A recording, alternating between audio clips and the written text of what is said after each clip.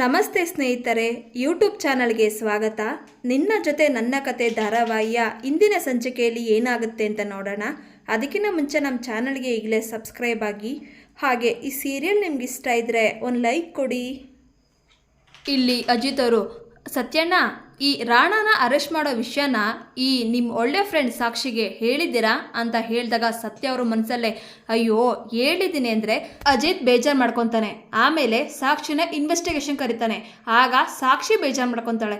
ಏನಪ್ಪ ಮಾಡೋದು ದೇವ್ರೆ, ಫಸ್ಟ್ ಟೈಮ್ ಅಜಿತ್ಗೆ ಸುಳ್ಳು ಹೇಳ್ತಾ ಇದ್ದೀನಿ, ದಯವಿಟ್ಟು ನನ್ನ ಕ್ಷಮಿಸ್ಬಿಡಪ್ಪ ಅಂತ ಹೇಳ್ತಾನೆ.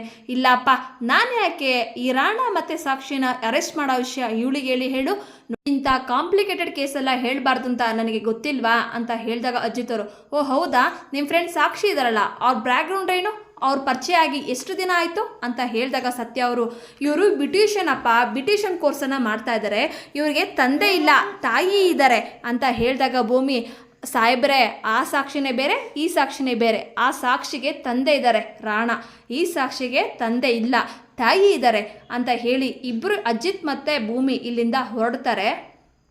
ಈಗ ಸಾಕ್ಷಿಯವರು ದೇವಯಾನಿ ಅವರಿಗೆ ಕಾಲ್ ಮಾಡ್ತಾರೆ. ದೇವಯಾನಿ ಅವರೇ, ನಿಮ್ಮ ಅಳಿಯ ಹೇಗಿದ್ದಾನೆ? ಅವನಿಗೆ ಗೊತ್ತಾಗಿರಬೇಕು, ಸಿಂಗಮ್ ಥರ ಆಡೋಕ್ಕೆ ಹೋದರೆ ಆ ಥರ ಎಷ್ಟೋ ಸಿಂಗಮ್ನ ನಾವು ಬೋನಿಗೆ ಹಾಕಿದ್ದೀವಿ ಅಂತ, ಹೇಗಿದ್ದಾನೆ ಅಂತ ಹೇಳಿದಾಗ ದೇವಯಾನಿಯವರು, ಇನ್ನೇನು ಮಾಡ್ತಾನೆ, ಸುಮ್ಮನೆ ಇದ್ದಾನೆ. ಇಷ್ಟೊತ್ತು ಆ ಸತ್ಯಗೆ ಲೆಫ್ಟು ರೈಟು ಕ್ಲಾಸ್ ತೊಗೊತಿದ್ದ, ಅವನಿಗೆ ಇವನೇ ಸತ್ಯ ಹೇಳಿರೋದಂತ ಗೊತ್ತಾಗಿದೆ, ಅದಕ್ಕೆ ಕ್ಲಾಸ್ ತೊಗೊತಾ ಇದ್ದ. ಅದನ್ನ ನೋಡಿ ತುಂಬ ಖುಷಿ ಆಯಿತು.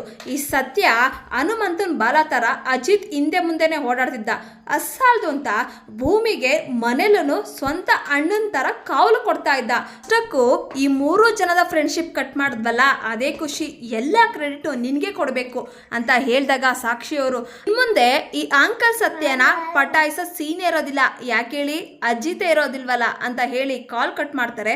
ಈ ಕಡೆ ಅಜಿತ್ ಮತ್ತೆ ಭೂಮಿ ರೂಮಿಗೆ ಬರ್ತಾರೆ. ಸಾಹೇಬ್ರೆ, ನೀವು ಸತ್ಯಣ್ಣ ಮೇಲೆ ಅನುಮಾನ ಪಡಬಾರ್ದಿತ್ತು, ಪಾಪ ತುಂಬ ಬೇಜಾರು ಮಾಡ್ಕೊಂಡ್ರು ಅಂತ ಹೇಳಿದಾಗ ಅಜಿತ್ ಅವರು, ಹೌದು ಅನುಮಾನ ಪಡಬಾರ್ದಿತ್ತು, ಆದರೆ ಅವರು ಯಾರೋ ಸಾಕ್ಷಿ ಕಾಲ್ ಮಾಡೋದು ಅಂತ ಹೇಳಿದ್ರಲ್ಲ, ಅದಕ್ಕೆ ಅವ್ರನ್ನ ಕ್ವಶನ್ಸ್ ಕೇಳಿದೆ ಅಷ್ಟೇ. ನಾವು ಮಾತಾಡ್ಬೇಕಾದ್ರೆ ಸತ್ಯಣ್ಣ ಹೊರಗಡೆ ಹೋದ್ರಲ್ಲ, ಅದಕ್ಕೆ ಅವ್ರ ಮೇಲೆ ಡೌಟ್ ಬಂತು. ಸದ್ಯಕ್ಕೆ ಸತ್ಯಣ್ಣ ನಮ್ಮನ್ನ ಅರ್ಥ ಮಾಡ್ಕೊಂಡ್ರು, ನಮ್ಮ ಮೇಲೆ ಅಪಾರ್ಥ ಮಾಡ್ಕೊಳ್ಳಿಲ್ಲ. ಆದರೆ ಈ ರಾಣಿಗೆ ವಿಷಯ ತಿಳಿಸಿದ ಯಾರು ಅಂತ ಗೊತ್ತೇ ಆಗಲಿಲ್ವಲ್ಲ.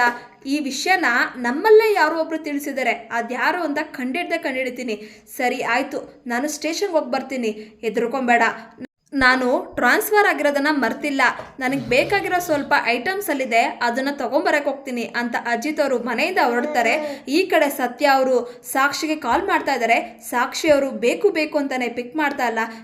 ಛೇ, ವಿನಾಕಾರಣ ಒಂದು ಹುಡುಗಿ ಮೇಲೆ ಅನುಮಾನ ಪಟ್ಬಿಟ್ನಲ್ಲ, ಕಾಲ್ ಪಿಕ್ ಮಾಡಿ ಸಾಕ್ಷಿಯವರೇ, ಪ್ಲೀಸ್ ಕಾಲ್ ಪಿಕ್ ಮಾಡಿ. ಇವ್ರು ಯಾಕೆ ನನ್ನ ಕಾಲೇ ಪಿಕ್ ಮಾಡ್ತಾ ಇಲ್ಲ, ಇವ್ರ ಮನೆ ಏನಾದರೂ ಗೊತ್ತಿದ್ರೆ ಅಲ್ಲೇ ಹೋಗಿ ಮಾತಾಡ್ತಿದ್ದೆ ಅಂತ ಸತ್ಯ ಅವರು ಟೆನ್ಷನ್ ಆಗ್ತಾರೆ. ಕಡೆ ಸಾಕ್ಷಿಯವರು, ಮಾಡು, ನೀನು ನನ್ನ ಕಾಲ್ ಮಾಡಿ ಹುಚ್ಚ ಆಗಿ ತಲೆ ಕೆಳಗಾಗಿ ಮಲ್ಕೊಬೇಕು, ಅಲ್ಲಿವರೆಗೂ ನಿನ್ನ ಕಾಲನ್ನ ಪಿಕ್ ಮಾಡಲ್ಲ, ಅಲ್ಲಿವರೆಗೂ ಸತಾಯಿಸ್ತೀನಿ ಅಂತ ಸಾಕ್ಷಿಯವರು ಹೇಳ್ತಾರೆ. ಈ ಕಡೆ ಸತ್ಯ ಅವರು, ಛೇ, ಆ ಹುಡುಗಿ ಹತ್ರ ಕ್ಷಮೆ ಕೇಳೋವರೆಗೂ ನನಗೆ ಸಮಾಧಾನ ಇಲ್ಲ ಅಂತ ಓಡಾಡ್ತಾ ಇರ್ತಾರೆ. ಈಗ ಅಜಿತ್ ಅವರು ಇಲ್ಲಿಗೆ ಬರ್ತಾರೆ. ಸತ್ಯಣ್ಣ, ನನಗೆ ಗೊತ್ತು, ನನ್ನ ಟ್ರಾನ್ಸ್ಫರ್ ಆಗಿರೋದ್ರಿಂದ ನಿಮಗೆ ತುಂಬ ಬೇಜಾರಾಗಿದೆ ಅಂತ, ನೊಂದ್ಕೊಂಬಿಡಿ ಸತ್ಯಣ್ಣ. ಸರಿ, ಸ್ಟೇಷನ್ ಹತ್ರ ಹೋಗೋಣವಾ ಅಂತ ಹೇಳಿದಾಗ ಸತ್ಯ ಅವರು, ಇಲ್ಲ ಕಣೋ ಅಜಿತ, ನಾನು ಸ್ವಲ್ಪ ಮನೆಗೆ ಹೋಗಿ ಬರ್ತೀನಿ, ಯಾಕೋ ತುಂಬ ತಲೆನೋವು ಅಂತ ಹೇಳಿ ಮನೆಗೆ ಹೊರಟೋಗ್ತಾರೆ. ಈಗ ಅಜಿತ್ ಅವರು, ಪಾಪ ಸತ್ಯಣ್ಣ, ನಾನು ಟ್ರಾನ್ಸ್ಫರ್ ಆಗಿರೋದಕ್ಕೆ ತುಂಬ ಬೇಜಾರು ಮಾಡ್ಕೊಂಡಿದ್ದಾರೆ ಅಂತ ಹೇಳಿದಾಗ ಸಂಗೀತ ಅವರು, ಹೌದು ಕಣೋ, ನೀನು ಟ್ರಾನ್ಸ್ಫರ್ ಆಗಿದೆ ಅಂತ ಗೊತ್ತಾದ್ಮೇಲೆ ನನಗೂ ತುಂಬ ಬೇಜಾರಾಗ್ತಿದೆ ಅಂತ ಹೇಳಿದಾಗ ಅಜಿತ್ ಅವರು, ಅಮ್ಮ, ನೀನು ಪೊಲೀಸ್ ಅಮ್ಮ ಕಣಮ್ಮ, ಇಷ್ಟೊಂದು ವೀಕ್ ಆಗಿರಬೇಡಮ್ಮ, ಸ್ಟ್ರಾಂಗ್ ಆಗಿರು ಅಂತ ಹೇಳಿ ಅಜಿತ್ ಅವರು ಪೊಲೀಸ್ ಸ್ಟೇಷನ್ಗೆ ಹೋಗ್ತಾರೆ. ಈ ಕಡೆ ಸಂಗೀತ ಅವರು ದೇವ್ರ ಮುಂದೆ ನಿಂತ್ಕೊಂಡು ಬೇಡ್ಕೊತಾ ಇದ್ದಾರೆ. ಈಗ ಇಲ್ಲಿಗೆ ಭೂಮಿ ಬರ್ತಾಳೆ. ಭೂಮಿ, ನಮ್ಮ ಮನೆಯಲ್ಲಿ ನಿನಗಾಗಿರೋ ಅವಮಾನಕ್ಕೆ ದೇವ್ರು ನಮಗೆ ಈ ರೀತಿ ಶಿಕ್ಷೆ ಕೊಟ್ಟ ಅಂತ ಅನಿಸುತ್ತೆ. ನೋಡು, ನಮ್ಮ ಅಜಿತನ್ನ ಡೆಲ್ಲಿಗೆ ಟ್ರಾನ್ಸ್ಫರ್ ಮಾಡಿದ್ದಾರೆ. ಮೊದಲು ನನ್ನ ಮಗ ಚಿಕ್ಕಮಂಗ್ಳೂರಲ್ಲಿ ಕೆಲಸ ಮಾಡ್ತಿದ್ದ, ಇದ್ದಕ್ಕಿದ್ದಂತೆ ಒಂದಿನ, ಅಮ್ಮ, ನನಗೆ ನಮ್ಮೂರು ಮಂಡ್ಯಗೆ ಟ್ರಾನ್ಸ್ಫರ್ ಆಗಿದೆ ಅಂತ ಹೇಳ್ದ. ಅವತ್ತು ತುಂಬ ಖುಷಿಪಟ್ಟಿದ್ವಿ, ಆದರೆ ಇವತ್ತು ಡೆಲ್ಲಿಗೆ ಟ್ರಾನ್ಸ್ಫರ್ ಆಗಿದೆ ಅಂತ ಹೇಳ್ತಾ ಇದ್ದಾನೆ. ತುಂಬ ಬೇಜಾರಾಗಿದೆ. ಭೂಮಿ, ನೀನು ಅಲ್ಲಿ ಹೋದ್ಮೇಲೆ ನನ್ನ ಮಗುನ ತುಂಬ ಚೆನ್ನಾಗಿ ನೋಡ್ಕೊಬೇಕು. ನನ್ನ ಬಗ್ಗೆ, ನಮ್ಮೂರಿನ ಬಗ್ಗೆ, ನಮ್ಮೂರಿನ ಜನದ ಬಗ್ಗೆ, ವಾತಾವರಣದ ಬಗ್ಗೆ ಅವಾಗವಾಗ ನೆನಪಿಸ್ತಾ ಇರಬೇಕು. ಅವನ ಜೊತೆ ಸಣ್ಣ ಪುಟ್ಟಕ್ಕೆಲ್ಲ ಜಗಳ ಆಡ್ತಾ ಇರಬೇಡ. ಅವನನ್ನು ತುಂಬ ಚೆನ್ನಾಗಿ ನೋಡ್ಕೊ. ಅವ್ನಿಗೆ ಇಷ್ಟವಾಗಿರೋದ ಅಡುಗೆನೇ ಮಾಡಿಕೊಡು ಆಯಿತಾ ಅಂತ ಹೇಳಿದಾಗ ಭೂಮಿ, ಅತ್ತೆ ಚಿಕ್ಕ ಮಕ್ಳ ಅತ್ತಂಗೆ ಅಳ್ಬೇಡಿ ಅತ್ತೆ, ನಿಮಗಿರೋ ಒಳ್ಳೆ ಮನಸ್ಸಿಗೆ ಒಳ್ಳೆಯದೇ ಆಗುತ್ತೆ. ಭೂಮಿ, ಖುಷಿ ಯಾವತ್ತೂ ಶಾಶ್ವತ ಆಗಿರಲ್ಲ ಕಣಮ್ಮ ಅಂತ ಸಂಗೀತ ಅವರು ಅಳ್ತಾರೆ. ಈ ಕಡೆ ಸತ್ಯ ಅವರು ಮತ್ತೆ ಸಾಕ್ಷಿಗೆ ಕಾಲ್ ಮಾಡ್ತಾರೆ. ಆಗ ಸಾಕ್ಷಿ ಕಾಲ್ನ ಪಿಕ್ ಮಾಡೋದಿಲ್ಲ. ಗುಡ್, ವೆರಿ ಗುಡ್, ನೀನಿನ್ನೂ ಒದ್ದಾಡಬೇಕು, ಇನ್ನೂ ವಿಲ ವಿಲ ವಿಲ ಅಂತ ಒದ್ದಾಡಬೇಕು. ಆವಾಗಲೇ ನೀನು ನನ್ನ ಹೇಳಿದ ಮಾತನ್ನು ಕೇಳೋದು. ನನ್ನ ಕಾಲಲ್ಲಿ ತೋರಿಸಿದ್ದನ್ನ ನೀನು ಕೈಯಲ್ಲಿ ಮಾಡಬೇಕು. ಅಲ್ಲಿವರೆಗೂ ನಿನ್ನ ಕಾಲ್ನ ಪಿಕ್ ಮಾಡಲ್ಲ ಅಂತ ಸಾಕ್ಷಿಯವ್ರು ಹೇಳ್ತಾರೆ.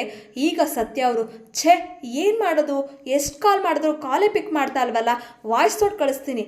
ಸಾಕ್ಷಿಯವರೇ ನೋಡಿ, ನಾನು ಬೇಕು ಬೇಕು ಅಂತ ಈ ರೀತಿ ಮಾಡಲಿಲ್ಲ ನೋಡಿ, ನನಗೆ ಇದೆಲ್ಲ ಹೊಸದು, ನನಗೆ ಇದೆಲ್ಲ ಗೊತ್ತಾಗಲ್ಲ. ದಯವಿಟ್ಟು ನನ್ನ ವಾಯ್ಸ್ ನೋಟ್ ನೋಡಿ ಒಂದ್ಸಲ ಕಾಲ್ನ ಪಿಕ್ ಮಾಡಿ ಪ್ಲೀಸ್ ಪ್ಲೀಸ್ ಅಂತ ಹೇಳಿ ವಾಯ್ಸ್ ನೋಟನ್ನು ಕಳಿಸ್ತಾರೆ. ಈ ಕಡೆ ರಾಮನಾರಾಯಣ್ ಅವರು ರಾಣಾಗೆ ಕಾಲ್ ಮಾಡ್ತಾರೆ. ಆದರೆ ರಾಣಾ ಕಾಲ್ನ ಪಿಕ್ ಮಾಡೋದಿಲ್ಲ. ಈಗ ಸಂಗೀತ ಅವರು, ಯಾಕ್ರಿ ಕಾಲ್ನ ಪಿಕ್ ಮಾಡಲಿಲ್ವಾ ಅಂತ ಹೇಳಿದಾಗ ರಾಮನಾರಾಯಣ್ ಅವರು, ಇಲ್ಲ ಸಂಗೀತ, ಕಾಲ್ನ ಪಿಕ್ ಮಾಡಿಲ್ಲ. ಆ ರಾಣಾ ಯಾರಿಗೋ MLAಗೋ ಅಥವಾ ಯಾರಿಗಾದ್ರೂ ಹೇಳಿ ಅಜಿತ್ನ ಟ್ರಾನ್ಸ್ಫರ್ ಮಾಡಿಸಿರ್ತಾನೆ, ಅದಕ್ಕೆ ಅವನ ಕಾಲ್ನ ಪಿಕ್ ಮಾಡ್ತಾ ಇಲ್ಲ.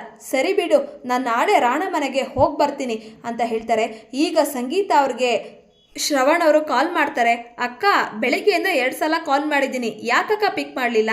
ಆಗ ಸಂಗೀತ ಅವರು, ಮಾತಾಡೋ ಮನಸ್ಥಿತಿಲಿ ಇರಲಿಲ್ಲ ಕಣೋ, ಅದಕ್ಕೆ ಕಾಲ್ ಪಿಕ್ ಮಾಡಲಿಲ್ಲ. ಶ್ರವಣ, ನಮ್ಮ ಅಜಿತ್ಗೆ ಟ್ರಾನ್ಸ್ಫರ್ ಆಗಿದೆ ಕಣೋ ಅಂತ ಹೇಳಿದಾಗ ಶ್ರವಣ್ ಅವರು, ವಾಟ್, ಏನಕ್ಕ ಹೇಳ್ತಿದ್ಯಾ ಅಂತ ಹೇಳಿದಾಗ ಸಂಗೀತ ಅವರು, ಹೌದು ಕಣೋ, ಆ ರಾಣಾ ಮತ್ತು ಸಾಕ್ಷಿನ ಅಜಿತ್ ಅರೆಸ್ಟ್ ಮಾಡಕ್ಕೆ ಹೋಗಿದ್ದ. ಆ ರಾಣಾ ಮತ್ತು ಸಾಕ್ಷಿ ವಾತ್ಸಲ್ಯ ಕಾಲೋನಿ ಮೇಲೆ ಅವರೇ ಅಂತ ಕಣೋ ಅರೆಸ್ಟ್ ಮಾಡಕ್ಕೆ ಹೋಗಿದ್ದು. ಅದೇ ಸಮಯದಲ್ಲಿ ಅಜಿತ್ಗೆ ಬಾಯಿಗೆ ಬಂದಂಗೆಲ್ಲ ಬೈದು ಅವಮಾನ ಮಾಡಿ ಟ್ರಾನ್ಸ್ಫರ್ ಆರ್ಡರ್ ಕೊಡಿಸಿದ್ದಾನೆ ಕಣೋ ಅಂತ ಹೇಳಿದಾಗ ಶ್ರವಣ್ ಅವರು, ಓ ಹೌದಾ ಅಕ್ಕ, ನೋಡು ಕೊನೆಗೂ ಆ ಭೂಮಿ ಹೇಳ್ದಂಗೆ ರಾಣಾ ಯೋಗ್ಯ ಅಲ್ಲ ಅನ್ನೋದನ್ನು ಪ್ರೂವ್ ಆಗೋಯ್ತು. ಆಗ ಸಂಗೀತ ಅವರು, ಶ್ರವಣ, ನಿನಗೆ ಗೊತ್ತಿರೋ ಐಯರ್ ಆಫೀಸರಿಂದ ಈ ಟ್ರಾನ್ಸ್ಫರ್ನ ಕ್ಯಾನ್ಸಲ್ ಮಾಡಿಸೋ ಅಂತ ಹೇಳಿದಾಗ ಶ್ರವಣ್ ಅವರು, ಅಕ್ಕ ಅದೆಲ್ಲ ಹಾಗಾಗೋದಿಲ್ಲ ಅಕ್ಕ, ಸರಿ ನಾನು ನಾಳೆ ಬೆಳಿಗ್ಗೆನೆ ಬರ್ತೀನಿ. ಅಜಿತ್ ಜೊತೆ ಟೈಮ್ ಸ್ಪೆಂಡ್ ಮಾಡಬೇಕು. ನನ್ನ ಹಿಂದೆನೇ ಯಾವಾಗಲೂ ಅಪ್ಪ ಅಪ್ಪ ಅಂತ ಓಡಾಡ್ತಿದ್ದಾಳಲ್ಲ ಆ ಭೂಮಿ, ಆ ಹುಡುಗಿ ಜೊತೆ ಕಾಲ ಕಳಿಬೇಕು. ನಾನು ನಾಳೆ ಬೆಳಿಗ್ಗೆನೇ ಬರ್ತೀನಕ್ಕ ಅಂತ ಹೇಳಿ ಕಾಲ್ನ ಕಟ್ ಮಾಡ್ತಾರೆ. ಇದನ್ನು ಕೇಳಿ ಸಂಗೀತ ಅವರು ಭಾವುಕರಾಗ್ತಾರೆ. ಈಗ ಅಜ್ಜಿಯವರು, ಅಜಿತಾ ನೀನು ಹೋಗಲೇಬೇಕೇನೋ, ಡೆಲ್ಲಿಗೆ ಹೋಗ್ತೀಯಾ? ಬೇಡ ಕಣೋ, ಕೆಲಸ ಬಿಟ್ಬಿಡು ಅಂತ ಹೇಳಿದಾಗ ಅಜಿತವರು, ಇಲ್ಲ ಅಜ್ಜಿ, ಡಿಪಾರ್ಟ್ಮೆಂಟ್ ಟ್ರಾನ್ಸ್ಫರ್ ಮಾಡಿದೆ, ನಾನು ಹೋಗೇಬೇಕಾಗತ್ತೆ, ಕೆಲಸ ಎಲ್ಲ ಬಿಡೋಕ್ಕಾಗಲ್ಲ ಅಜ್ಜಿ ಅಂತ ಹೇಳ್ತಾರೆ. ಈಗ ದೇವಯಾನಿಯವರು, ನೀನು ಭೂಮಿನೇ ಕರ್ಕೊಂಡು ಹೋಗ್ತೀಯಾ? ಭೂಮಿನ ಇಲ್ಲೇ ಬಿಡ್ಬೋದಲ್ವಾ? ನೀನು ಸ್ವಲ್ಪ ದಿನ ಹೋಗ್ಬಿಟ್ಟು ಆಮೇಲೆ ಭೂಮಿನ ಕರ್ಕೊಂಡೋಗು ಅಂತ ಹೇಳ್ತಾರೆ. ಈಗ ಶ್ರವಣವ್ರು ಇಲ್ಲಿಗೆ ಬರ್ತಾರೆ. ಬೇಡ, ಭೂಮಿ ಎಲ್ಲಿಗೂ ಹೋಗೋದು ಬೇಡ ಅಂತ